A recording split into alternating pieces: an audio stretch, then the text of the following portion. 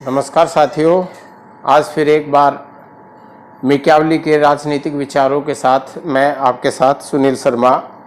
आज हम मैकियावेली के उन कुछ बिंदुओं पर बात करेंगे जिसके बारे में ये कहा जाता है कि मैकियावेली ऐसा राजनीतिक विचारक है जिसके ऊपर अपने समय की परिस्थितियों और अपने पूर्व की जो पहले की परिस्थितियां हैं उन पर सबसे गहरा प्रभाव पड़ा, और ना केवल प्रभाव पड़ा बल्कि सही मायने में उन सारे प्रभावों को उन्होंने अपनी कृतियों में, चाहे वो प्रिंस हो चाहे डिस्कोर्सेस हो, उन सब में उसको इस कदर ढाला कि वो एक नए राजनीतिक सिद्धांत के रूप में निकलकर हमारे सामने आए।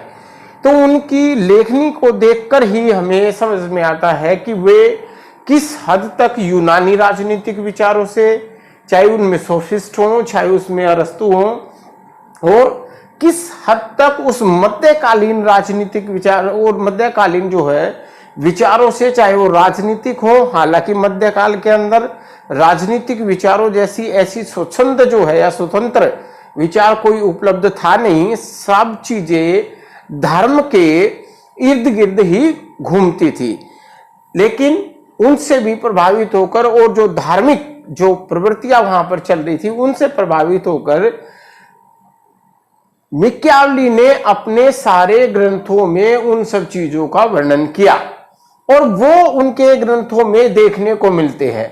और इसी आधार पर कई बार मतलब ये बात निकल कर आती है कि वो डर्निंग की एक बड़ी कोटेशन है जिसके बारे में जो है मैकियावेली के बारे में जो ये कहते हैं कि वो जो फ्लोरेंस निवासी था, जो मैकियावेली जो है फ्लोरेंस जो नगर राज्य वहां जो राज्य था वहां पर 5 राज्यों में से जो विभाजन हो गया था इटली का, वो सही मायनों में अपने समय का शिशु था, यानी कि बच्चा था।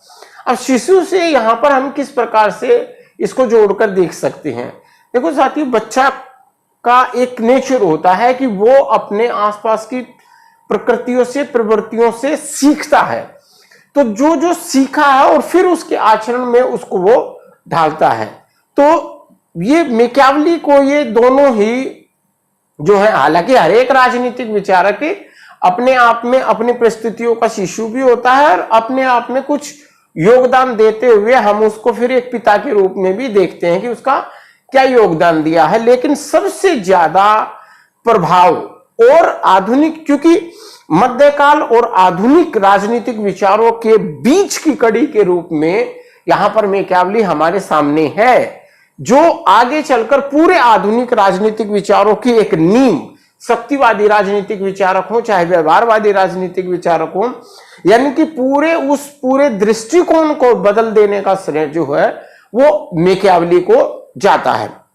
वो आज कुछ बिंदुओं के आधार पर हम ये जानने की कोशिश करेंगे कि वो कौन कौन सी ऐसी परिस्थितियां थी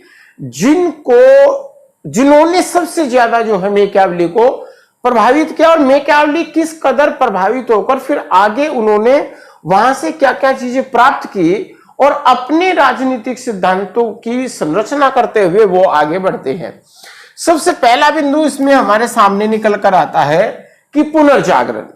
पुनर्जागरण का मतलब होता है कि फिर से अपनी चीजों के प्रति जागृत होना। जो पहले से कुछ चीजें गौरवान्वित होती हैं, जिनका चलन समाज के अंदर होता है, लेकिन किसी कारण से वे जो है धीरे धीरे खत्म हो जाती हैं या दब जाती हैं, और कोई ऐसा विचारक हमारे सामने आता है जो उन परिस्थितियों को फिर से उजागर करता है और वो हमें पुनर्जागृत करता है, बताता है कि आपका जो इतिहास है वो इतना गौरवपूर्ण है और उसके आधार पर चलना चाहिए। जैसे हम भारत के अंदर राजा राम मोहन राय को पुनर्जागरण के राजनीतिक विचारक के रूप में देखते हैं, ऐसे ही यूरोप में मैकियावेली पुनर्जागरण के विचारक हैं।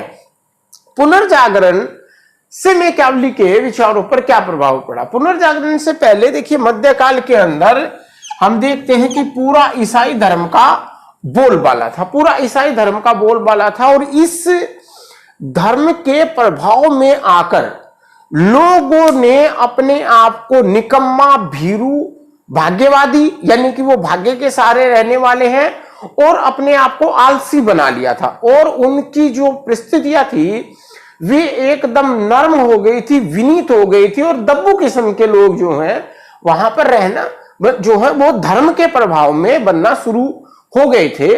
और कहीं ना कहीं जो वो हम देखते हैं कि मार्क्स की वो कोटेशन है कि जो है धर्म एक अफीम का नशा है, वो यहीं से निकल कर आती है कि उस धर्म ने, उस ईसाई धर्म ने इस कदर लोगों को जकड़ दिया था भाग्यवाद के सहारे कि वो लोग अपने विकास के बारे में, खुद अपने बारे में कुछ भी नहीं सोचते थे, क्योंकि उस समय पर मध्यकाल के एक ही लक्ष्य था मनुष्य का, वो था आत्मा की मुक्ति। और वो मुक्ति का साधन वो चर्च को और पोप को मानते थे। तो प्रत्येक व्यक्ति परलोक की सुधारने के चक्कर में अपने लगे रहते थे और अपनी आत्मा की मुक्ति के अंदर लगे रहते थे। लेकिन पुनर्जागरण काल में एक नए दृष्टिकोण को जन्म दिया। वो नया दृष्टिकोण था कि मनुष्य ही सब चीजों का केंद्र बिंदु है। साथियों, ये वो विचार हैं, वो यूनानी विचार हैं जो सोफिस्टों के विचार हैं, जिनके सारे विचारों के अंदर व्यक्तिवाद कूट कूट कर भरा हुआ था। और प्लेटो और अरस्तु ने उनके विरोध में अपने राजनीतिक विचार खड़े किए थे। पुनर्जागरण काल के अंदर वही विचार जो सोफिस्टों के यूनानी विचार थे, उनमें उनको पुनर्जीवित किया और यह स्थापित किया कि ईश्वर से अधिक महत्वपूर्ण मनुष्य स्वयं है, और ईश्वर से नाता जोड़ने से अच्छा है कि अपने साथी संबंधियों से वो जो है संबंध स्थापित करे, अपने दोस्तों से संबंध स्थापित करे, अपने रिश्तेदारों से संबंध स्थापित करे।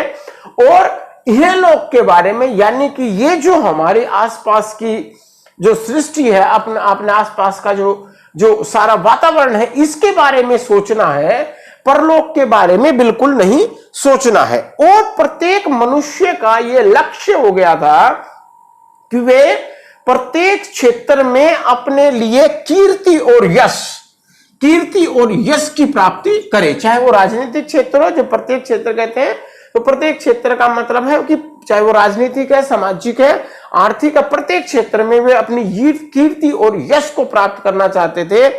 और मैकियावेली ने देखा कि ये यश और कीर्ति प्राप्त करने का एक ही साधन है, वह है शक्ति। और शक्ति का मतलब यहां पर साथियों ईश्वरीय शक्ति नहीं है, यहां पर शक्ति का मतलब एक भौतिक शक्ति है, जिससे कि उस सारी चीजों को प्राप्त किया जा सकता है। यानी कि ईश्वरीयवाद को पुनर्जागरण ने एकदम एक सिरे से नकार दिया था और मनुष्य को उसका केंद्र बिंदु बनाकर और उस केंद्र बिंदु के यश और कीर्ति को अपना केंद्र बिंदु बनाकर शक्ति, भौतिकवादी शक्ति से संचालित होने का जो एक जो नया संदेश हमारे सामने दिया, वो यहां पर निकल कर आता है। मैकियावेली के ऊपर इन सब चीजों के क्या प्रभाव पड़े, ये आपको देखने को मिलेगा।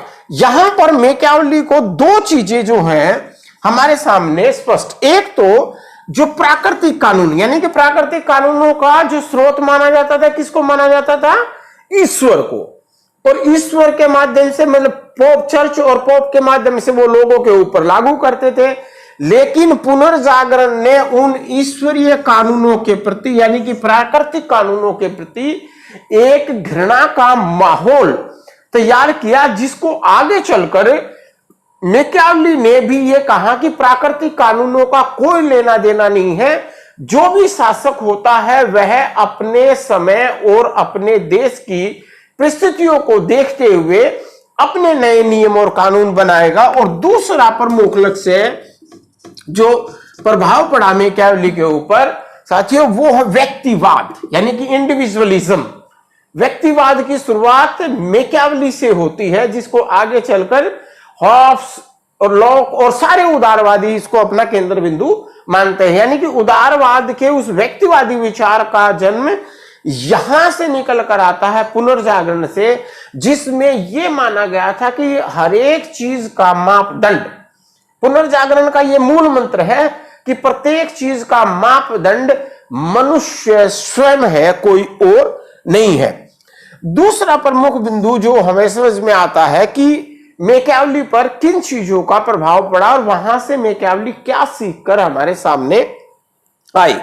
दूसरा प्रमुख बिंदु इस समय पर निकल कर आता है, उसको हम कह सकते हैं कि समसामयिक परिस्थिति। उस समय की परिस्थितियां इटली की किस प्रकार की थी और विशेष रूप से उस फ्लोरेंस राज्य की, जहां पर खुद जो है इटली जो मैकियावेली है वो रहता है, और उसकी अपनी पोजीशन क्या थी और उस पोजीशन के आधार पर मैकियावेली को समाज में क्या क्या सीखने को मिला। देखिए, उस समय पर इटली 5 भागों में विभाजित था।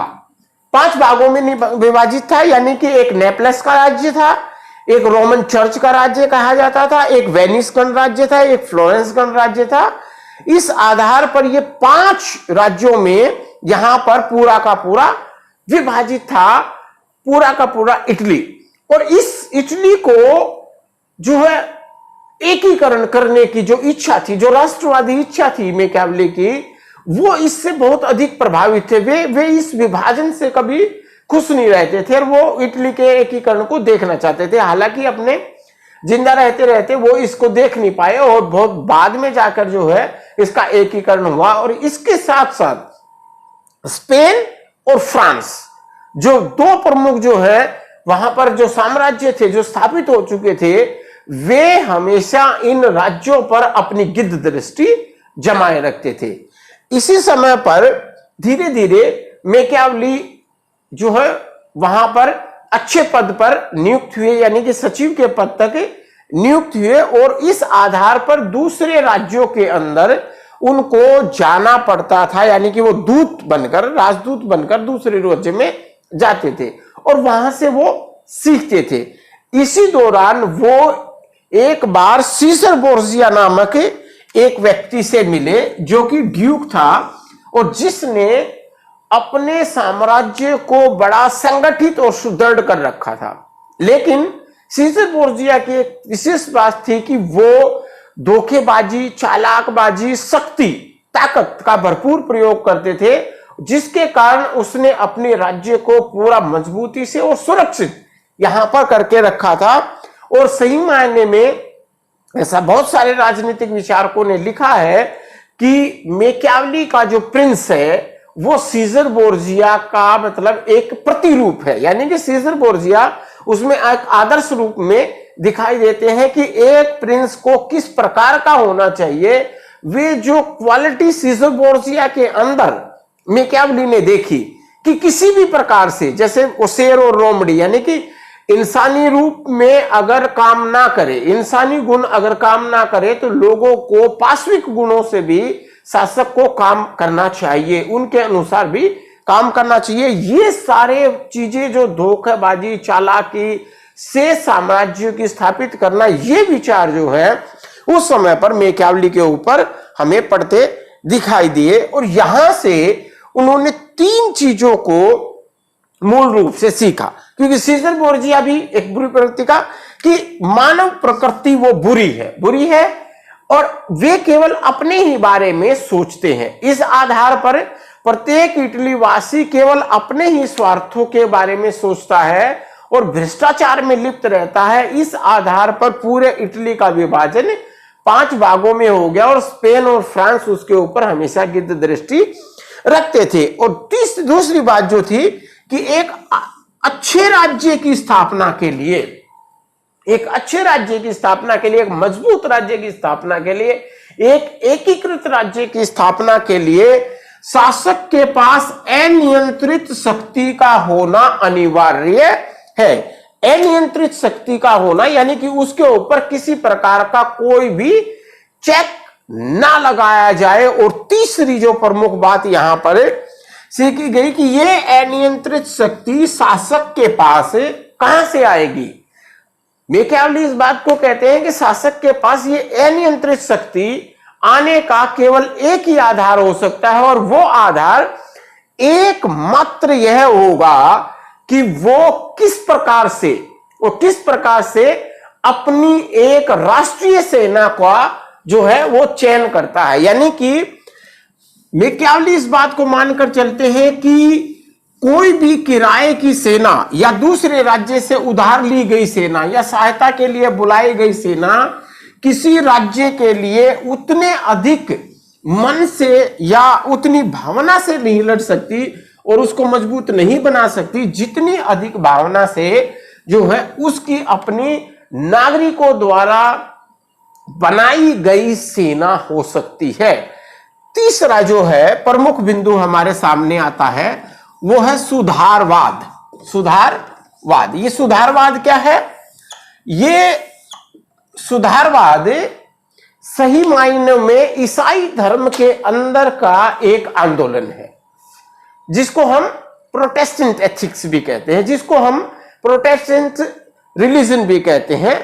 यानी कि ये कैथोलिक धर्म के अंदर धर्म के रिएक्शन में आया था, क्योंकि मध्यकाल के अंदर पोप इस कदर भ्रष्ट हो चुके थे और धर्म का एक नकारात्मक रूप जो है समाज के अंदर निकल कर आ रहा था।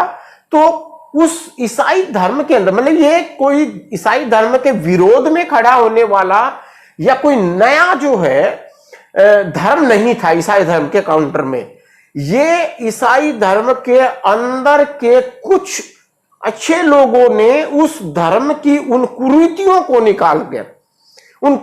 को निकालकर जो कुछ पोप के कारण और मध्यकाल में गलत शक्तियां प्रयोग करने के कारण वहां पर स्थापित हो गई थी, उसमें एक सुधार की बात की गई और इसका प्रभाव धीरे धीरे वहां पर सब लोगों के ऊपर पड़ता गया। जब ये सुधार की बात की गई तो फिर इसमें क्या किया गया? इसमें भी यही स्थापित किया गया कि मनुष्य ही सब चीजों का केंद्र बिंदु, यानी कि मनुष्य को यहां पर फिर से जोर दिया गया और यह बताया गया कि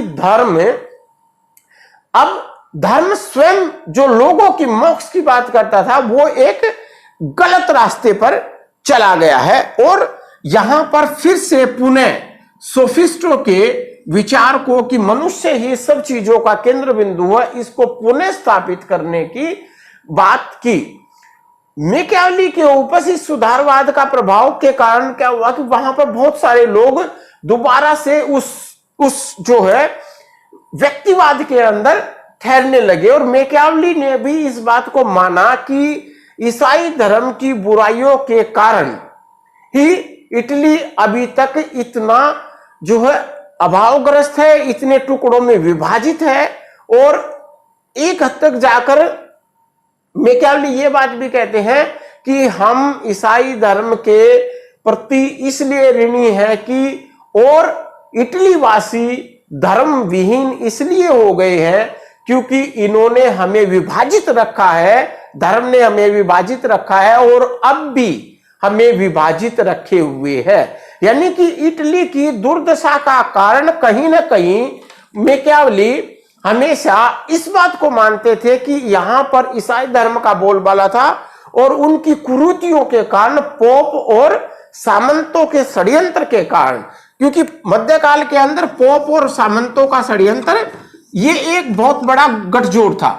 पोप और सामंत का गठजोड़ यहां पर बहुत बड़ा गठजोड़ था जिसके चलते पूरा का पूरा जो है साम्राज्य स्थापित हुआ था मध्यकाल के अंदर। इस बात का प्रभाव मैकियावेली के ऊपर पड़ा और मैकियावेली ने अपने राजनीतिक सिद्धांतों में इस बुरे धर्म वाली प्रवृत्तियों को बिल्कुल से एक किस्म से नदारद कर दिया। यानी कि वहां पर उसने किसी तरीके से अपने किसी राजनीतिक सिद्धांत में, चाहे वो डिस्कोर्सेस के अंदर गणतंत्र की बात करते हैं या फ्रांस के अंदर एक निरंकुश राजतंत्र की बात करते हैं, उस बात को हमारे सामने बिल्कुल नकार दिया कि धर्म का राज्य के अंदर कोई स्वरूप नहीं है, यह लोगों को विभाजित करता है। चौथा पॉइंट यहां पर हमारे सामने जो निकल कर आता है वो है राजतंत्रों की स्थापना। राजतंत्रों की स्थापना, देखिए ये वो समय था जब पुनर्जागरण के साथ साथ इधर राजनीतिक शक्तियां भी बहुत अधिक शक्तिशाली धीरे धीरे हो रही थी, क्योंकि यहां पर जो सामंतवाद, जो मैंने बताया था कि जो मध्यकाल में सामंतवाद और पोप का जो एक गठजोड़ था, अब धीरे धीरे क्योंकि नई संस्थाओं का उदय हो रहा था, न्यू संस्थाओं का उदय हो रहा था, यानी कि नए सौदागर वर्ग का उदय हो रहा था, इधर छापे खाने का आविष्कार हो रहा था, इधर सामंतवाद टूट रहा था, और सामंतवाद के टूटने में कहीं ना कहीं इन पूंजीपतियों का भी हाथ था। और ये पूंजीपति आपस में इतनी जो है गठजोड़ किए हुए थे राजतंत्र के साथ कि इन्होंने सामंतवाद के पूरे सफाई के अंदर अपना योगदान दिया। तो यूरोप के अंदर एक नए बड़े बड़े साम्राज्यों की स्थापना यहां पर होने लगी, जिसमें फ्रांस का साम्राज्य था, जिसमें इंग्लैंड का साम्राज्य था, जिसमें स्पेन का साम्राज्य था। ऐसे ऐसे साम्राज्यों की स्थापना होने लगी जिनका प्रभाव मैकियावेली पर बड़े जबरदस्त तरीके से पड़ा। और यहां पर उन्होंने माना कि ये निरंकुश शासन, क्योंकि यहां पर निरंकुश शासन की स्थापना होनी चाहिए, क्योंकि प्रभाव इस प्रकार से पड़ा कि इन सारे साम्राज्यों की जो शुरुआती दौर थे वे निरंकुश थे, और अपनी निरंकुशता के कारण वहां के शासक वहां की जनता को नियंत्रण में रखते थे। और यहीं से एक नया जो विचार निकल कर आया, जिसको मैकियावेली ने आगे चलाया, यहां पर वीर पूजा, यानी कि जो वीर व्यक्ति हैं, ये वीर पूजा का जो सिद्धांत है, वर्शिप ऑफ द हीरोज का सिद्धांत यहां पर निकल कर आया। और इस तरीके से वहां पर हम देखते हैं कि इंग्लैंड के अंदर हेनरी सप्तम का, फ्रांस के अंदर लुई 11वां, चार्ल्स अष्टम, लुई 12वां, और स्पेन के अंदर फर्डिनेंड, ऐसे राजा, ऐसे शासक निकल कर आए जिन्होंने सारी जनता को नियंत्रित रखा। और इसके अंदर ही, इससे प्रभावित होकर मैकियावेली ने निरंकुश शासन को ही सबसे अच्छा शासन माना। किन परिस्थितियों के अनुसार?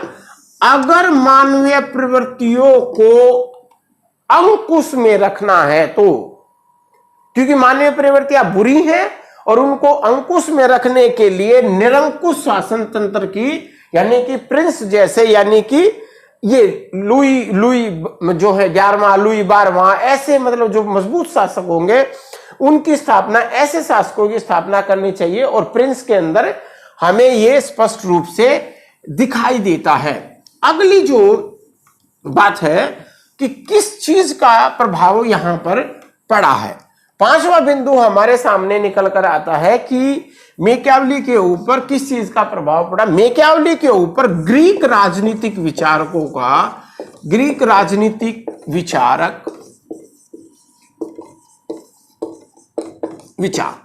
ग्रीक राजनीतिक विचारकों का प्रभाव पड़ा। इसमें हम एक तरफ से ये स्पष्ट रूप से तो नहीं कह सकते हैं कि केवल ग्रीक राजनीतिक विचार में, मतलब जो है केवल प्लेटो का, अरस्तु का। देखिए, ग्रीक राजनीतिक विचार में मैकियावेली के ऊपर दो प्रकार के विचार प्रभावित हुए। यहां पर उनको सोफिस्ट विचार, जो व्यक्तिवाद का समर्थन करते थे, उन्होंने भी पूर्ण रूप से प्रभावित किया।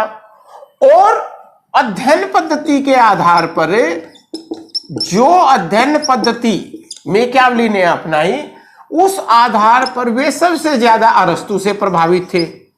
यानी कि हम ये नहीं कह सकते हैं कि जिस प्रकार से यूनान के अंदर अरस्तु तो सोफिस्टों के खिलाफ खड़े ही थे, प्लेटो अरस्तु, लेकिन मैकियावेली के ऊपर प्रभाव डालते समय इन दोनों का कार्य एक समान है। लेकिन यहां पर थोड़े से ऐतिहासिक, क्योंकि जिन चीजों को मैकियावेली ने अपने समय में देखा, पुनर्जागरण के समय में, उनका उन्होंने, यानी कि मनुष्य प्रवृत्ति क्यों बुरी है तो उसका भी ऐतिहासिक अध्ययन किया। निरंकुश शासक क्यों होने चाहिए उसके बारे में वो उनके सामने जो परिस्थितियां थी उनका ऐतिहासिक अध्ययन किया, या क्यों नहीं होने चाहिए उसके बारे में भी किया। जिस प्रकार के जो शासन व्यवस्थाओं के बारे में बात कर रहे हैं, सब चीजों का मौलिक रूप से ऐतिहासिक अध्ययन करने वाले व्यक्ति मैकियावेली है। लेकिन अरस्तु से 4 कदम आगे निकल जाते हैं।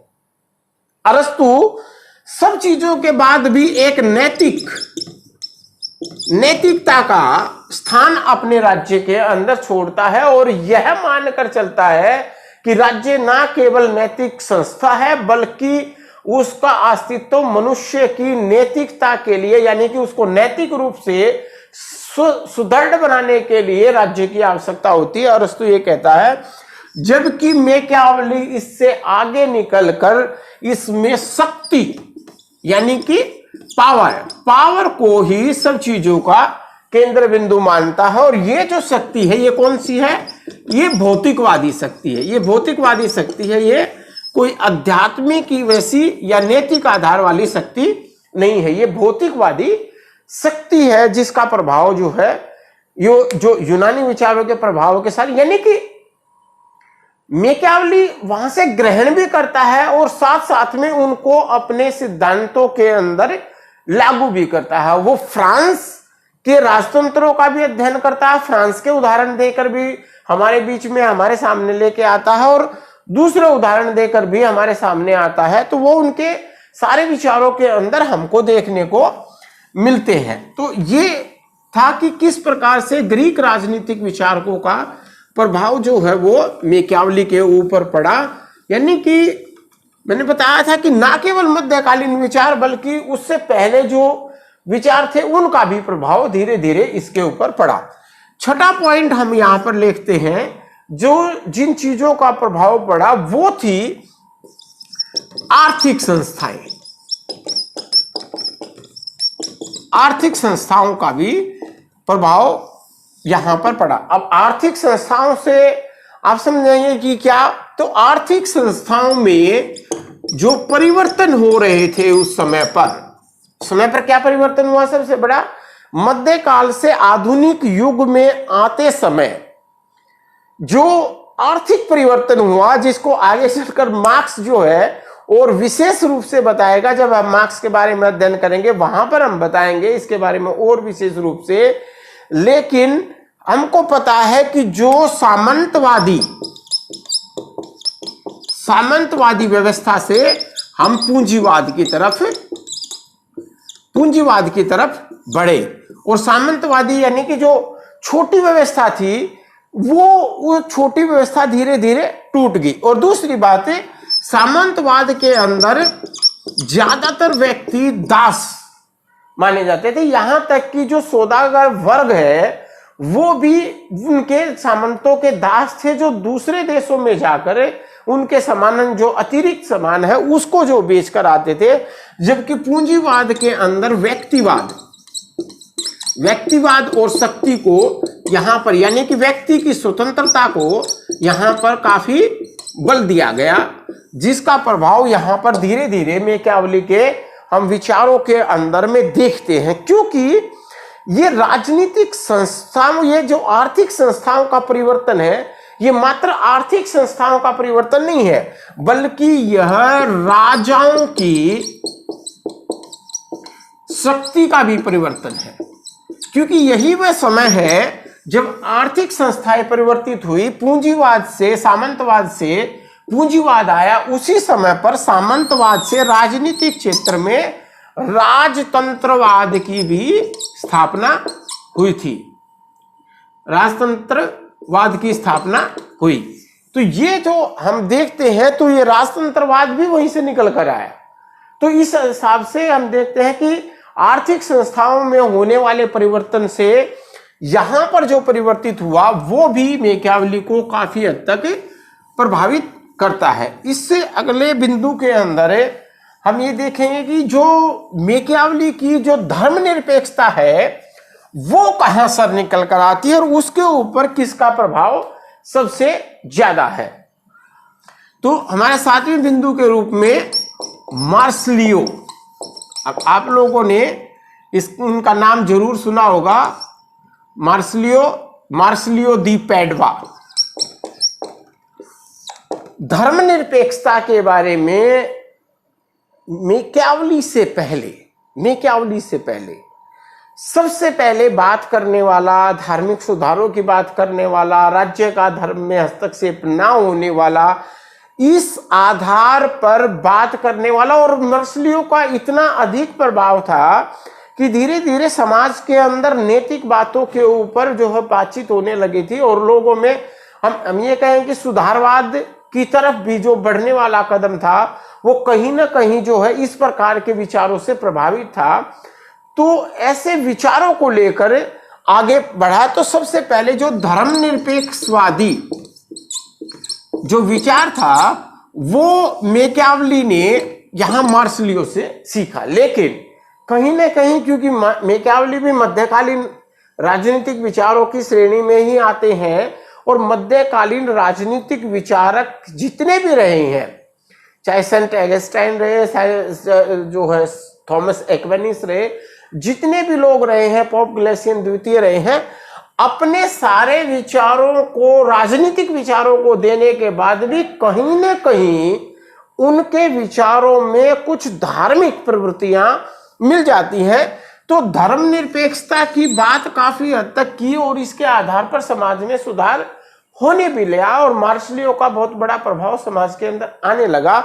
लेकिन मैकियावेली इनसे कहीं आगे, जैसे मैंने कहा कि अरस्तु के ऐतिहासिकवाद का उन्होंने ग्रहण तो किया लेकिन उनसे 4 कदम आगे निकल गए। ठीक इसी प्रकार से थोड़ी बहुत जो सीमाएं थी या कहीं ना कहीं कुछ बंधन थे मार्सलियो की जो है धर्मनिरपेक्षता के अंदर, उन सारे बंधनों को तोड़कर राज्य अथवा धर्म दोनों को अलग अलग, दोनों को बिल्कुल सेपरेट, अलग अलग जो है पहचानों में खड़ा करने का काम जो है यहां से प्रभावित होकर मैकियावेली ने आगे कहां किया, जिसमें हम उनके विचार देखते हैं कि धर्म और नैतिकता का जो पृथक्करण था, separation of religion from the state entity, वो हमारे सामने यहां पर देखने को मिला।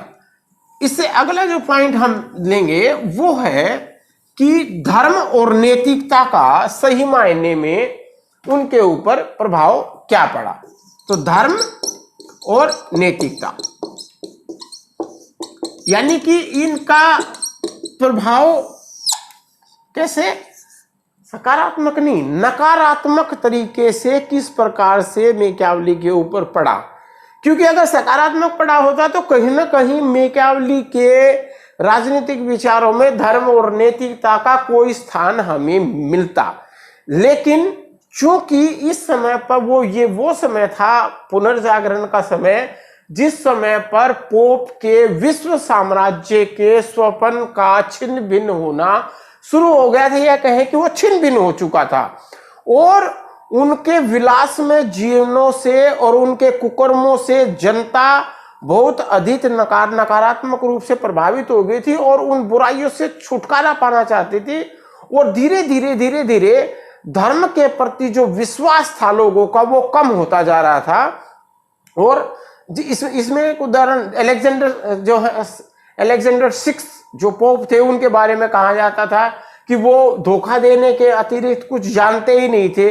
तो ऐसे जितने भी ये धर्म सुधारवादी थे, इनकी जो नकारात्मक छवि थी, उस नकारात्मक छवि का प्रभाव मैकियावेली के ऊपर बड़ा जबरदस्त तरीके से पड़ा और इसलिए उन्होंने धर्म को एकदम बाहर अपने राजनीतिक सारे विचारों से बाहर रखा। और ऐसे समय में ही वहां पर एक बड़े संत वहां माने जाते थे जिनका नाम था सेवानोरोला, जिन्होंने चर्च के सुधार की बात की मांग की और नैतिकता के आधार पर आध्यात्मिक पथ प्रदर्शन के लिए लोगों को अग्रसर किया और लोग काफी हद तक उनसे प्रभावित थे।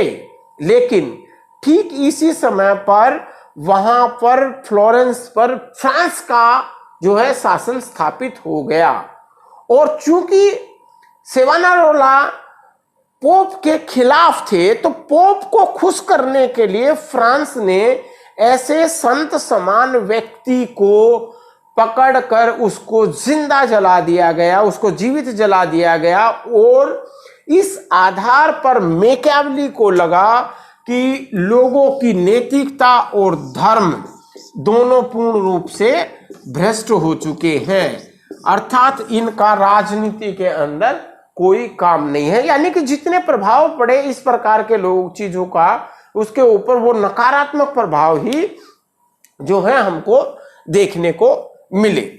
अगले पॉइंट के रूप में हम देखते हैं कि किस प्रकार से मैकियावेली के जो सारे राजनीतिक विचारों का जो केंद्र बिंदु है वो क्या है, मैं पहले बता चुका हूं। सबसे पहले मैंने इसी बात पर अपना वीडियो बनाया था कि मैकियावेली के मानव स्वभाव के ऊपर कैसे जो है का प्रभाव, क्या प्रभाव पड़ा और किस प्रकार का प्रभाव जो है वो मैकियावेली के ऊपर पड़ता है। देखिए, उस समय पर इटली के अंदर प्रत्येक धर्माधिकारी, प्रशासनिक अधिकारी, प्रत्येक जो राजनीतिक सत्ता में भाग लेने वाला और यहां तक छोड़िए कि जो आम नागरिक थे, वे सारे के सारे भ्रष्ट हो चुके थे और व्यक्तिगत हितों से इतने अधिक प्रभावित थे, बहुत अधिक प्रभावित थे, जिसके कारण उनकी सारी नैतिकता, उनके सारे धार्मिक आचरण समाप्त हो चुके थे और लूट खसोट, और इसके कारण और इसी का कारण मानते हुए मैकियावेली कहते हैं कि पूरे इटली के अंदर किसी भी प्रकार का राजनीतिक एकीकरण नहीं हुआ और देखते देखते इटली 5 भागों में विभाजित हो गया। क्यों? क्योंकि राजा और पोप के अंदर, शासक और पोप के अंदर हमेशा षड्यंत्र होता रहता था। वो उसके खिलाफ षड्यंत्र करते थे, वे उसके खिलाफ षड्यंत्र करते थे। जनता की स्वार्थी प्रवृत्तियों के ऊपर अंकुश लगाने के लिए, उनको समझने के लिए कोई व्यक्ति तैयार नहीं था और सब नागरिक एक किस्म से पतित हो चुके थे, स्वार्थी हो चुके थे। और इन सब चीजों को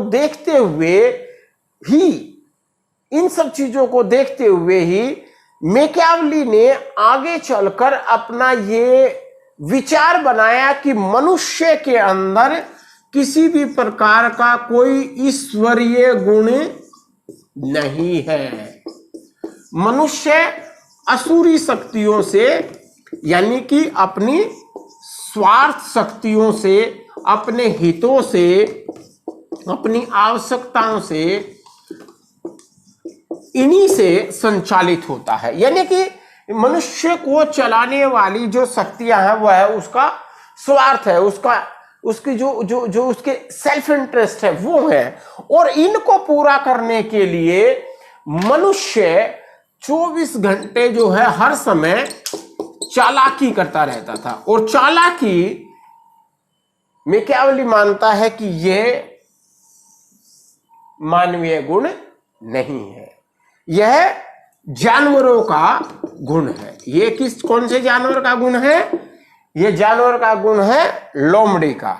यानी कि 24 घंटे आदमी के अंदर, और अगर इस चालाकी से भी लोगों के स्वार्थ पूरे नहीं होते थे तो वे अपनी खूंखार प्रवृत्तियों का प्रदर्शन करने से भी जो है नहीं घबराते थे। खूंखार प्रवृत्तियों का प्रदर्शन करने का मतलब क्या है कि वे भेड़िए की जो है शक्ति का भी प्रयोग करना लोग जानते थे। यानी कि लोगों के अंदर मानवीय गुणों के अभाव हो चुके थे और जो पाश्विक गुण थे जिसमें चालाकी और खूंखार, दूसरों के ऊपर आक्रमण करना, उन सब चीजों का जो है वो बोलबाला हो गया था। तो मानव स्वभाव को इतना बड़ा, इसलिए मैकियावेली आगे चलकर कहता है कि शासक को, ये प्रिंस के अंदर बहुत एक लेसन, बहुत इंपॉर्टेंट लेसन है जिसको जो है अक्सर मानते हैं कि शासक को भी कभी भी मनुष्य मानवीय प्रवृत्तियों के ऊपर अनुसार आचरण नहीं करना चाहिए। उसको जो शेर और लोमड़ी की तरह खेल खेलना चाहिए, ताकि वो लोगों की जो चालाकियां हैं, लोगों के जो षड्यंत्र हैं राजा के खिलाफ और शासक के खिलाफ, उनको पहचान सके। और लोग जब आपके ऊपर आक्रमण कर, आपके ऊपर हमलावर होने आए, तब उस समय पर आप शेर की शक्ति का प्रयोग करके उनका विनाश कर सके। साथियों, इस प्रकार से हमने आज कुल मिलाकर 9-10 बिंदुओं पर बात की है कि किस प्रकार से मैकियावेली के ऊपर इन सब परिस्थितियों, यानी कि कोई ऐसी परिस्थिति उस समय पर थी नहीं जिसका प्रभाव मैकियावेली के ऊपर ना पड़ा हो। और मैकियावेली ऐसे राजनीतिक विचारक थे जिन्होंने ऐतिहासिक अध्ययन को केवल अपने आसपास की सीमाओं में नहीं लेके गए, बल्कि वो पूरा यूनान तक, जहां से राजनीतिक विचारों का जो है उद्गम होता है, वहां तक लेकर गए और समझने की कोशिश की कि मनुष्य ऐसा क्यों करता है। इस प्रकार से सेबाइन से लेकर डॉर्निंग से लेकर बड़े बड़े जितने राजनीतिक विचारक हैं, उन्होंने मैकियावेली के बारे में कहा है कि सही मायने में यह फ्लोरेंस वासी अपने समय का शिशु था। इनके योगदान के बारे में अगले वीडियो में बात करेंगे। धन्यवाद।